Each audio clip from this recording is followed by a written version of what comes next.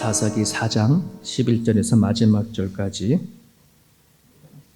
우리 오늘부터 같이 한 목소리로 읽습니다. 시작. 모세의 장인 호밥의 자손 중 겐 사람 헤벨이 떠나 게레스에 가까운 사하나님 상수리 나무 곁에 이르러 장막을 쳤더라. 아비노함의 아들 바락이 다볼산에 오른 것을 사람들이 시스라에게 알림해 시스라가 모든 병거 곧 철병거 900대와 자기와 함께 있는 모든 백성을 하롯의 학구임에서부터 기송강으로 모은지라. 드보라가 바락에게 이르되 일어나라, 이는 여호와께서 시스라를 내 손에 넘겨주신 날이라. 여호와께서 너의 앞서 나가지 아니하시느냐 하시는지라. 이에 바락이 10,000명을 거두리고 다볼산에 내려가니 여호와께서 바락 앞에서 시스라와 그의 모든 병과와 그의 온 군대를 칼날로 혼란에 빠지게 하심에 시스라 병거에서 내려 걸어서 도망한지라. 바락이 그의 병거들과 군대를 추격하여 하롯의 학고임에 이르니 시스라의 온 군대가 다 칼에 엎드려 졌고 한 사람도 남은 자가 없었더라. 시스라가 걸어서 도망하여 겐 사람 헤벨의 아내 야엘의 장막에 이르렀으니 이는 하솔 왕 야빈과 겐 사람 헤벨의 집 사이에는 화평이 있음이라. 야엘이 나가 시스라를 영접하며 그에게 말하되 나의 주여 들어오셔서 내게로 들어오시고 두려워하지 마소서 하매 그가 그 장막에 들어가니 야엘이 이불로 그를 덮으니라. 시스라가 그에게 말하되 청하건대 내게 물을 조금 마시게 하라. 내가 목이 마르다 하매 우유 부대를 열어 그에게 마시게 하고 그를 덮으니 그가 또 이르되 장막문에 섰다가 만일 사람이 와서 내게 묻기를 여기 어떤 사람이 있느냐 하거든 너는 없다 하라 하고 그가 깊은 잠이 드니 헤벨의 아내 야벨이 장막 말뚝을 가지고 손에 방망이를 들고 그에게 가만히 가서 말뚝을 그의 관저놀이에 박음에 말뚝이 깨들고 땅에 박히니 그가 기절하여 죽으니라. 바락이 시스라를 추격할 때에 야엘이 나가서 그를 맞아 그에게 이르되 오라 너가 찾는 그 사람을 내가 내게 보이리라 하매 바락이 그에게 들어가 보니 시스라가 엎드러져 죽었고 말뚝이 그의 관저놀이에 박혔더라. 이와 같이 이날에 하나님이 가나안 왕 야빈이 이스라엘 자손 앞에 굴복하게 하신지라. 이스라엘 자손이 가나안 왕 야빈을 점점 더 눌러서 마침내 가나안 왕 야빈을 진멸하였더라. 아멘. 아마 매일 성경으로 묵상하시는 분들은 어제부터 이제 사사기 4장을 했습니다. 그래서 앞에 4장 1절부터 쭉 읽어야 이 흐름을 이제 알겠는데 오늘 이렇게 우리가 주일하고 월요일 날을 새벽 예배가 없다 보니까 우리 2장까지 하고 3장 이렇게 넘어가고 4장 앞에 넘어가다 보니까 잘 연결이 안 되는데 잠깐 말씀드리겠습니다. 3장에는 이스라엘의 첫 사사인 유다 지파 온니엘, 두 번째 사사 베냐민 지파의 에훗, 그리고 세 번째 사사 삼갈에 가는 이야기가 딱 한 줄로 마무리되어지면서 3장 앞에까지는 사사, 이스라엘의 사사 3명이 얘기가 나오고 오늘 4장 안에는 그 유일하게 이스라엘의 사사 중에 여자 사사 드보라 얘기가 나옵니다. 그리고 여기서 바락은 여사사 드보라가 협력한 사람이지 바락이 사사가 아니에요. 남자임에도 또 싸움을 바라게 했지만 오늘 4장에 보면은 누가 사사냐면 드보라 여인이 사사입니다. 사사기를 시작할 때 말씀을 드렸던 것처럼 이스라엘의 사사가 등장했다는 것은 이스라엘이 하나님의 목전에서 악을 행하기 때문에 악을 행했고 그것에 대한 징계로 이제 고통을 당하고 있었을 때예요. 그 고통을 당하고 있었을 때에 사사를 통해서 하나님이 구원하시는데 이게 이제 사사가 등장했을 그 무렵입니다. 자, 반대로 사사가 없었을 때, 죽었거나 없었을 때는 이스라엘 백성들이 하나님 앞에서 악을 행할 때라는 거죠. 그래서 우리가 읽지는 않았지만 4장 1절에 보면은 에훗이 죽으니 이스라엘 자손이 또 여호와 목전에 악을 행하매 에훗이 살아있을 80년 동안에는 이스라엘 백성들에게 평화가 왔어요. 그러니까 하나님을 향한 섬김이 있었고 또 하나님의 말씀에 따라 살려고 노력을 했었는데 에봇이 죽으면서 그때부터 또 급속하게 하나님 앞에 죄를 범한 이야기가 나와요. 그러면서 4장 4절에 그때에 이스라엘 백성들이 죄를 막 범할 그때에 랍바돈의 아내 여선지자 드보라가 이사야 사사가 되었는데 이렇게 기록되어 있어요. 여기서 사사라고 하는 말은 스승사, 교사사 이런 뜻이거든요. 그러니까 뭔가 가르치는 자죠. 영어로는 재판관이라고 하는 저지라고 하는 단어를 쓰고 있는데 이 사사는 사람입니다. 그런데 그 사사가 있고 없고에 따라 이스라엘 백성들이 악을 행하기도 하고 구원을 얻기도 해요. 어떻게 보면 사사가 되게 능력 있어 보이지만 그 능력은 사사 그 자체에 있는 것이 아니라 그 사사가 받는 말씀이 있다는 사실을 기억을 하셔야 돼요. 왜 사사가 사사냐? 뭐 가르치는 자거든요. 근데 뭘 가르치냐? 하나님의 말씀을 가르친다는 거예요. 이스라엘이 땅에 이 하나님 말씀이 있느냐 없느냐가 결국 이스라엘 그 땅에 평화가 있느냐 속박이 다른 나라에 속박이 되느냐 하는 얘기가 결정되어지는 거거든요. 이것은 오늘 우리들에게도 적용되어지는 메시지입니다. 오늘 우리들의 존폐 위기는 어떤 우리들의 실력이나 환경이나 이것이 우리들에게 존폐 위기가 아니라 하나님의 말씀이 있냐 없냐 이거입니다. 교회가 부흥하고 또 교회가 쇠퇴하느냐 그걸 결정하는 것은 사람이 아닙니다. 그 교회에 하나님의 말씀이 있느냐 없느냐 이것을 결정하는 겁니다. 사람들은 얘기하잖아요. 아유 목사님 교회마다 하나님 말씀이 없는 교회가 어디 있습니까? 작은 교회부터 큰 교회까지 매주마다 말씀이 있지 않습니까? 네, 맞습니다. 모든 교회는 다 하나님 말씀이 있습니다. 근데 중요한 건 하나님의 말씀을 받은 자가 있냐 없냐예요.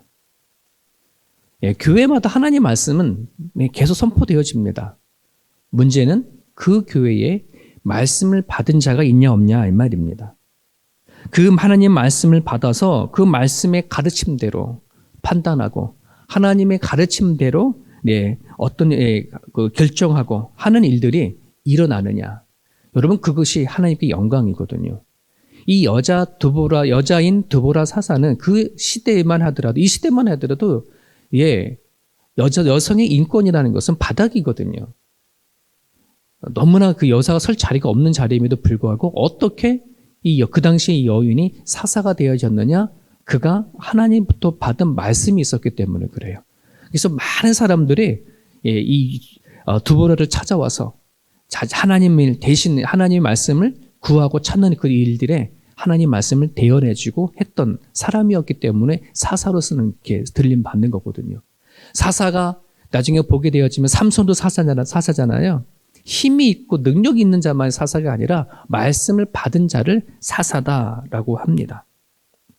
여러분의 가정과 우리의 교회에 하나님의 말씀에 의한 가르침이 현실적으로 이루어질 수 있어서 그 가르침대로 판단하고 또 삶을 결정하고 살아가는 우리들의 모습이 되기 원합니다. 자, 오늘 보면 사장 얘기를 잠깐 이렇게 간단하게 정리하면 에훗이 죽은 이후에 이스라엘이 하나님 앞에 악을 행하게 되어집니다. 그러면 자연스럽게 어떤 일이 일어나냐면 이스라엘을 억압하고 속박하는 나라가 등장하는데 오늘 그 4장 1절부터 쭉 얘기를 하면 하솔이라고 하는 지역을 수도로 삼은 가나안의 왕 야빈에 의해서 이스라엘 백성들이 약 20년 동안에 심하게 억압을 당하기 시작을 하게 되어지죠. 그들의 군사력은 얼마나 대단한지 철병거라고 표현되어 있는데요. 여러분 배너 보셨죠? 배너 보면 막 그 말 두 마리가 있고 뒤에 이렇게 사람이 타가 달리면서 활도 쏘고 창도 던지고 이게 철병거입니다. 그 철병거가 900단을 갖고 있다는 것은 아주 군사력으로 막대한 힘을 가지고 있다는 것입니다. 그것으로 이스라엘 백성들을 속박하고 억압했는데 20년 동안 그런 상황 속에 있다 보니까 이스라엘 백성이 하나님을 향해서 울부짖고 이제 자신들이 하나님 앞에 악을 행한 것인지 무엇인지 깨닫게 되고 하나님 앞에 기도를 하기 시작을 했습니다. 자, 이렇게 반복되어지는 이스라엘 백성들, 하나님은 또 마음 연약하셔서 당신의 백성이니까 그들을 구원하시기 위해서 누구를 보냈냐면 또 하나님의 말씀에 부름받아 살았던 드보라를 사사로 세워서 이제 말씀을 전하죠. 자, 드보라가 하나님의 말씀을 듣게 됩니다. 그래서 누구를 선택하냐면 번개라고 하는 사람, 바락을 부릅니다. 협력자로. 이 이름이 바락이 이제 그 번개라는 말이거든요. 그러니까 번개처럼 빨랐는지 번개처럼 화가 많았는지 모르겠지만 하여튼 바락을 불러요. 바락을 불러가지고서는 뭐라고 얘기하냐면 속히 가서 납달리 지파와 스볼론 그 지파 사람 10,000명을 데리고 다볼산에 가서 집합하고 진을 치고 있어라 이렇게 얘기를 합니다. 그러면 내가 그 여기는 시스라는 뭐냐면 가나안의 군대 장관이에요. 내가 시스라와 군대 장관을 내가 유인할 테니까 그 병거 부대를 유인해서 기송강 근처에까지 내가 데리고 올 테니까 그때 치라 이런 말인 거예요. 자, 그러면서 바락에게 마지막으로 한 말이 이 전쟁은 분명히 승리한 전쟁인데 너가 싸워서 반드시 이긴다. 하지만 그 싸움의 결과, 그 승리는 너 몫이 아니라 하나님 것이다. 왜? 하나님이 이미 이 전쟁을 승리하실 계획을 다 주셨기 때문에 이렇게 얘기를 하고 보내죠. 그래서 바락이 이 드보라의 이야기를 듣고 그대로 납달리와 스볼론에 있는 이제 지파 1,000,000명을 데리고 다볼산에 가서 기다리고 있고, 그리고 이제 이 드보라가 야빈의 가나안 왕 야빈의 군대 장관인 시스라의 군대를 이끌고 이제 유인해서 기손 강까지 오게를 합니다. 그래서 오늘 본문에 보니까 다 싸워서 승리하게 되어지고 거기에 군대 장관인 시스라만 도망친 이야기가 본문에 나오죠. 자, 다볼산에서 집결한 바락의 군대와 기송강에 모여있는 시스라 군대가 와 있었을 때에 14절에 보니까 이런 말씀 이렇게 드보라가 외칩니다. 일어나라. 이는 여호와께서 시스라를 내 손에 넘겨주신 날이라. 여호와께서 너 앞서서 나가지 아니하시느냐. 이렇게 외치면서 싸움을 하게 하죠. 전쟁을 합니다. 싸움은 합니다. 하지만 그 싸움은 이미 승리한 싸움입니다. 왜냐하면 하나님이 앞서서 싸우시는 전쟁이기 때문에 그렇습니다. 여러분, 이것이 복음입니다. 오늘 우리가 들어야 할 메시지는 바로 이 부분입니다. 하나님이 앞서서 싸우시고 나가신다는 것. 오늘 우리들이 이 세상을 살아가야 하는 그런 존재이지만 여러분, 신약에서 하나님 예수님이 말씀하셨어요. 이 세상은 이미 예수님께서 이긴 세상이다라고 하잖아요. 여러분, 오늘 우리는 태어났지만 죽는 존재입니다. 하지만 죽지 않습니다. 왜? 죽음마저도 승리하신 예수님이 우리 가운데 계시기 때문에 그렇습니다.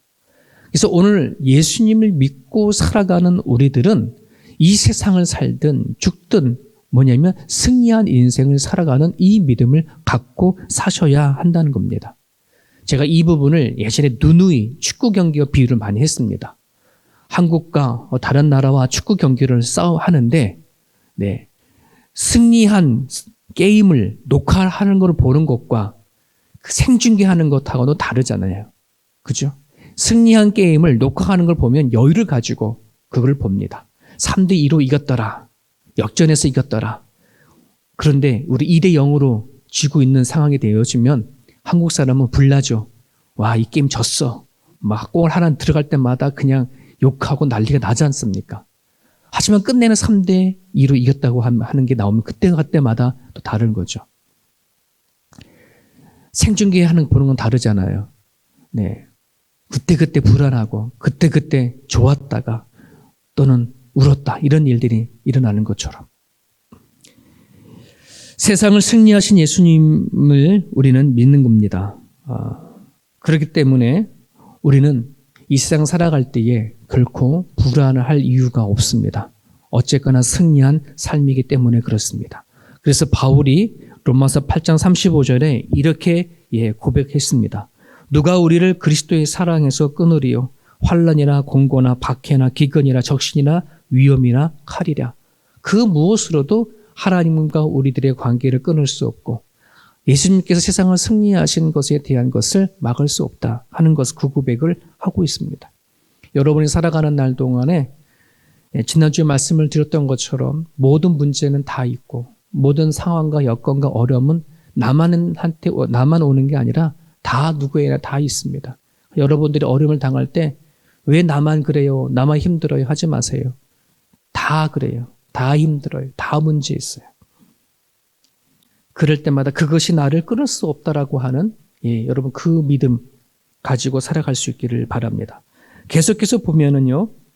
자, 그 바락의 군대가 시스라의 모든 군대를 다 쳐서 멸했는데 좀 전에 말했던 것처럼 유일하게 군대 장관 시스라가 도망을 치는데 어디로 도망치냐면 개인 사람 헤벨의 집으로 도망쳤습니다.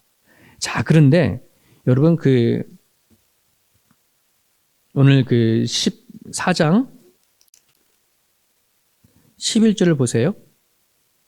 11절을 보면 그 헤벨이 누구냐를 얘기를 하고 있습니다. 모세의 장인 호밥의 자손 중 개인 사람 헤벨 이렇게 표현되어 있습니다.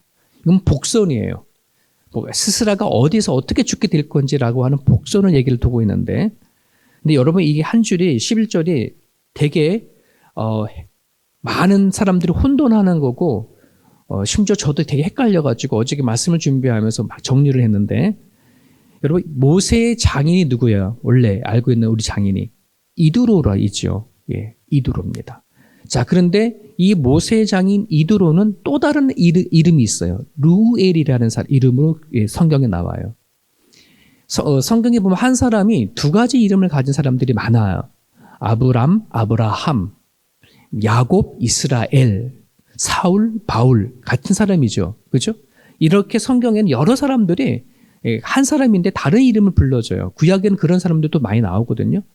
여기 이드로하고 루엘은 같은 사람이에요. 그런데 민수기 10장에 보면 루엘, 즉 이드로의 아들을 호밥이라고 나와 있어요. 그러니까 호밥은 장인 이드로의 아들이에요. 그런데 오늘 본문의 11장에 보면 모세의 장인 호밥의 자손 이렇게 나와 있거든요. 근데 호밥을 모세의 장인으로 얘기를 하고 있어요. 근데 이건 표기가 잘못됐어요. 나중에 개역성경이 여기 고쳐야 할 부분은 뭐냐면 다른 사본이나 영어 사본을 보게 되어지면 장인으로 표현되지 않고 처남으로 나와 있어요. 그러니까 모세의 처남 호밥이에요. 왜 그러면 이거를 장인으로 표현되냐면 히브리어는 모음이 표기를 하지 않아요. 자음으로 표기되어 있어요. 그래서 장인이나 처남이나 똑같아요. 글씨가. 그러니까 이걸 옮겨 적을 때에 뭐냐면 장인이라고 이게 처남인데 장인이라도 적을 수 있고 장인을 처남으로 적을 수 있어요. 거기서 오는 잘못된 표기지 호밥은 성경을 앞뒤를 보게 되어지면 모세의 이드로의 아들이고 모세의 양인 처남이에요. 중요한 건 그게 중요한 게 아니라 시스라가 헤바의 모세의 장인의 친척인 관계되어지는 헤벨에 들어가서 숨게 되어집니다. 근데 여기 보게 되면 이 헤벨이라는 사람과 그 당시에 야손, 즉 가나안의 왕, 그 야빈과의 관계가 되게 좋았다는 관계예요. 되게 좋고 사이가 좋고 그다음 평소에 민노라하고 관계를 가졌던 그런 관계였다는 거죠. 그래서 도망을 치는데 마음을 넉넉하게 잡고 글로 도망을 쳤어요. 믿는 도끼에 발등을 찍힌 얘기가 되어지는 거죠. 글로 피해 갔지만 결국 누구한테 죽냐면은 그 헤벨의 아내 야엘에게 죽임을 당합니다. 철병거 900대를 이끄는 그 당시의 시스라는 어마어마한 힘을 가진 사람인데 죽을 때에는 정말 아주 연약한 여인에 의해서 죽임을 당하게 되어지죠. 이 야엘이 어떤 마음을 가지고 하루아침에 돌아서서 시스라를 죽였는지는 성경에는 자세히 나오진 않아요. 이게 다예요. 근데 하나님의 섭리예요. 하나님의 계획인 거예요. 하나님은 일을 이렇게 하신대. 우리의 상상과 생각할 수 없어요. 우리의 계획과는 달라요. 하나님의 마음, 우리의 마음 다르고 하나님이 하시고자 하시는 일들은 우리와 또 다른 것을 성경에는 논의해 볼 수가 있습니다. 여러분, 오늘 우리가 이 말씀 안에서 우리가 가져야 할 교훈이 뭐냐 그러면 하나님의 섭리를 믿는 겁니다. 하나님은 하신다고 하면 반드시 이루시는 분이십니다. 아무리 누가 어디를 도망을 가든 아무리 우리 인간의 방법을 계획을 한다 하더라도 하나님이 하신다고 하면 그대로 하시는 것이 하나님의 섭리요 하나님의 계획이라는 사실을 기억하실 수 있길 바랍니다. 그리스도인은 하나님의 섭리가 임재하는 사람들입니다. 우리들의 계획과 생각으로 해결되지 않고 풀리지 않는 모든 일들이 있는 거 하나님께 아뢰시기를 바랍니다. 그리고 하나님 앞에 일하시도록 내어드릴 수 있기를 바랍니다. 오늘 우리들의 문제는 하나님께서 일하신 틈을 들이지 아니하고 내가 모든 걸 다 하려고 하는 데 있어서의 오는 문제가 있습니다. 우리가 해야 할 일도 분명히 있지만 모든 일들의 결과 하나님 앞에 맡기고 기도하고 나갈 수 있기를 바랍니다. 그러기에 기도하는 사람은 그 결과에 대해서 좌절하거나 낙심하거나 또는 잘된 것에 대해서 심리의 도취에 빠지지가 않습니다. 왜? 모든 것이 하나님의 섭리와 계획 속에 이루어졌기 때문에 그렇습니다. 오늘 주신 말씀을 우리 붙잡고 여러분이 이 아침에 기도해 주시기를요. 하나님의 말씀, 수많은 말씀이 선포되고 있지만 그 말씀을 내가 받기를 원합니다. 그 말씀을 받은 대로 내가 내 가정에서 내가 살아간 삶의 현장에서 적용하고 선포하고 판단하며 살아갈 수 있게 해달라고 기도해 주시길 바라고요. 두 번째는 앞서가시는 하나님을 우리가 바라보시고 현장 속에서 살아가는 여러 가지 세상 사는 것에 대한 두려움들, 걱정들 하나님 앞에 맡기고 나갔으면 좋겠습니다. 마지막으로 나의 계산이 아닌 하나님의 섭리 가운데 모든 여러분 계획하고 준비하는 일들을 맡기고 기도할 수 있기를 바랍니다.